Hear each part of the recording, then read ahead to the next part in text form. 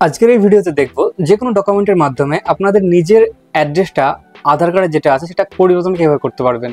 তো সবার ফার্স্টে আপনাদেরকে গুগল ক্রোমে আসতে হবে। গুগল ক্রোমে আসার পর myAadhar.udoy.gov.in আপনি সার্চ করবেন। এটা বলে সার্চ করার পর দেখবেন একটা নতুন পেজ আসছে। এই পেজটা আসার পর এই যে লগইন অপশন আছে, এই লগইন অপশনে যাবেন। আপনার যাওয়ার পর এখানে আপনার আধার নাম্বারটা ইনপুট করবেন, আপনার অথবা আপনি যার করতে চাইছেন তার। তো সবার ফার্স্টে আপনি আধার নাম্বারটা ইনপুট করলেন। ইনপুট করার পর নিচে দেখবেন একটা ক্যাপচা দিয়েছে। এই ক্যাপচাটা দেখে আপনি এই ঘরটায় ফিল আপ করলেন। ফিল করার পর লগইন উইথ ওটিপি করবেন। লগইন উইথ ওটিপি করার পর আপনাকে আপনার ফোনে একটা ওটিপি যাবে। ওটিপিটা আপনি এখানে ইনপুট করবেন। ইনপুট করার পর লগইন করবেন। লগইন করা হয়ে গেলে আপনি কোনায় দেখবেন আপনার ছবিটা দেখাচ্ছে, আর এখানে অ্যাড্রেস আপডেট দেখাচ্ছে। তো অ্যাড্রেস আপডেট ক্লিক করবেন। তারপরে এখানে দুটো অপশন পাবে। তো সবার ফার্স্ট আপনি ফার্স্ট অপশনটাকে ক্লিক করবেন, আপডেট অ্যাড্রেস, এটা ক্লিক করবেন। ডকুমেন্টে আপনি করতে চাইছেন সেজন্য ডকুমেন্ট করবেন। তো দেখুন এখানে এটা চলে আসছে। তো দেখবেন এখানে অ্যাড্রেসটা আপনি আনলিমিটেড টাকা চেঞ্জ করতে পারবেন। তো এখানে ক্লিক করার পর আপনি চলে আসবেন এই পেজটা। এই পেজটা আসার পর বর্তমান যে অ্যাড্রেসটা আপনার আধার কার্ডে আছে সেই আধার কার্ডের অ্যাড্রেসটা আপনার এখানে শো করবে। আপনি এখানে কি করবেন, নিচে চলে আসবেন। নিচে আসার পর এইখানে আপনার বর্তমান যেটা করতে চাইছেন সেই অ্যাড্রেসটা এখানে ফিল আপ করতে হবে। এখানে আপনার সবার ফার্স্টে বিল্ডিং নাম অথবা হাউজিং নাম একটা যা নাম্বার হয় এটা দিবেন। তারপরে আপনার রাস্তার নামটা এখানে দিয়ে দেবেন। তারপরে এখানে এরিয়াটা সিলেক্ট করবেন। এরিয়াটা মানে আপনার অঞ্চলটা।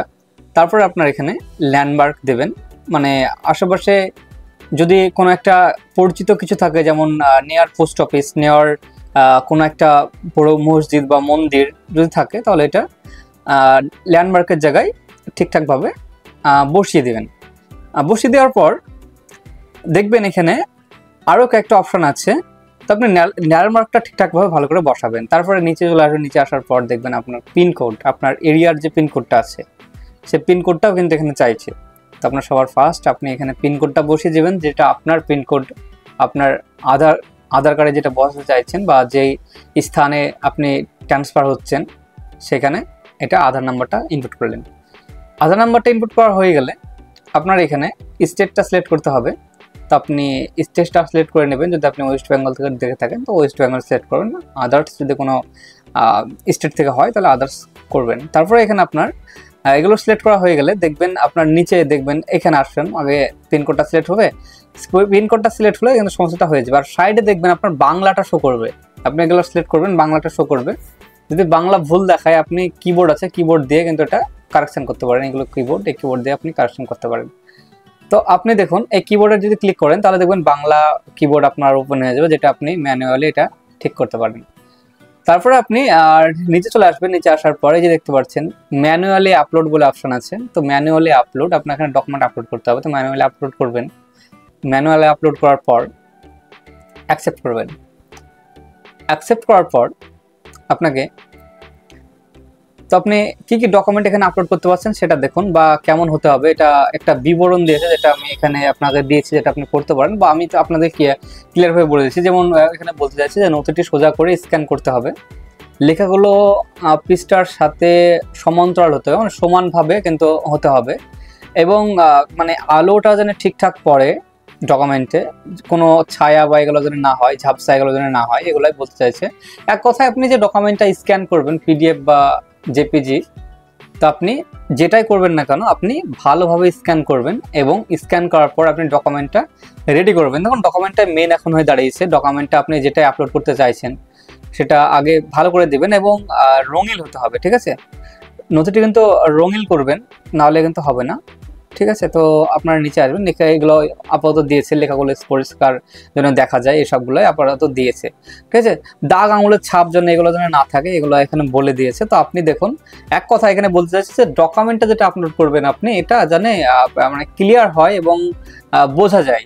এই নয় যে ঝাপসা এগুলো আপলোড করে দিলেন তারপরে হয়ে যাবে, এটা কিন্তু নয়। আপনারা ভালো করে ডকুমেন্টটা আগে স্ক্যান করবেন। ডকুমেন্টটা কীভাবে স্ক্যান করে তারপরে কোনো একটা ভালো ভিডিও দেখে নেবেন ইউটিউব থেকে, বা আপনি নিজেই করতে পারবেন, পিডিএফ করে নিতে পারবেন। আই লাভ ভিডিও থেকে পিডিএফ করে নিতে পারবেন মোবাইলে ছবি তুলে। তারপর আপনি অ্যাকসেপ্ট করবেন। এই যে অ্যাকসেপ্ট অপশন আছে, অ্যাকসেপ্ট করলেন।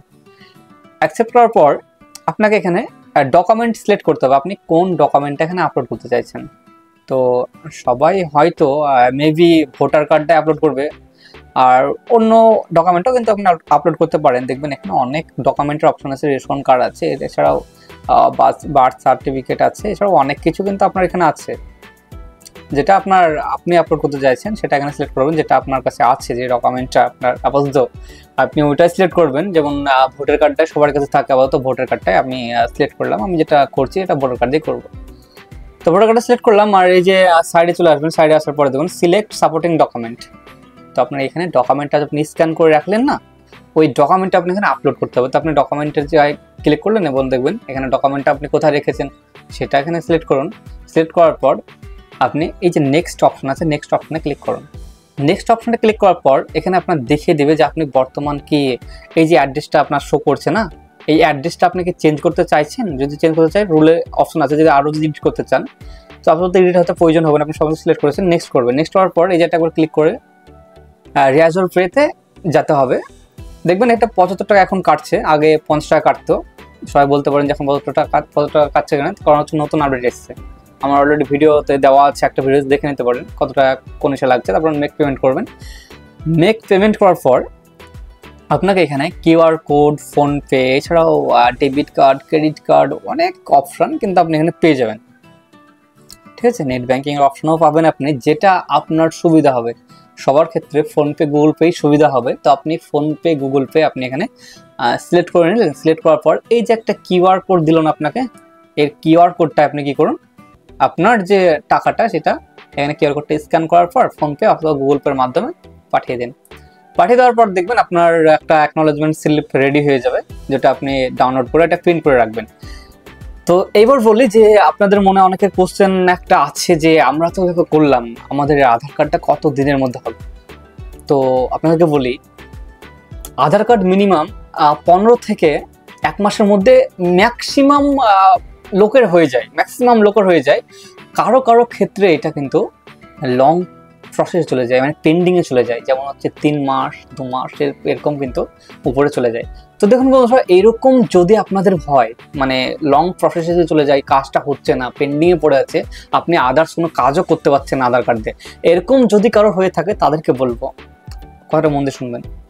কাস্টমার কেয়ার নাম্বার আছে আধার কার্ডে, আপনারা জানেন। তো কাস্টমার কেয়ার নাম্বারে আপনি কল করে আপনার ইননর্মাল নাম্বার অথবা এসআরএ এর নাম্বার একটা দেখবেন জেনারেট হবে, অ্যাকনোলেজমেন্ট স্লিপ যেটা থাকবে, ওইটা আপনি কি করবেন, বলবেন, সব কিছু ডিটেলস নিয়ে বসবেন আপনি। তারপরে কাস্টমার কেয়ারের নাম্বারে ফোন লাগালেন, ফোন লাগিয়ে বললেন যে ম্যাডাম অথবা স্যার যেই ফোন ধরুক না কেন, তাকে বললেন যে আমার এরকম এরকম অসুবিধা হচ্ছে, আমি আধার কার্ডটা করতে দিয়েছিলাম, এখন কিন্তু হচ্ছে না, তো এটার জন্য কি করতে হবে। তো তারা আপনাকে বলে দেবে যে কি করতে হবে না করতে হবে, তারা একটা অ্যাপ্লিকেশন নিয়ে নেবে।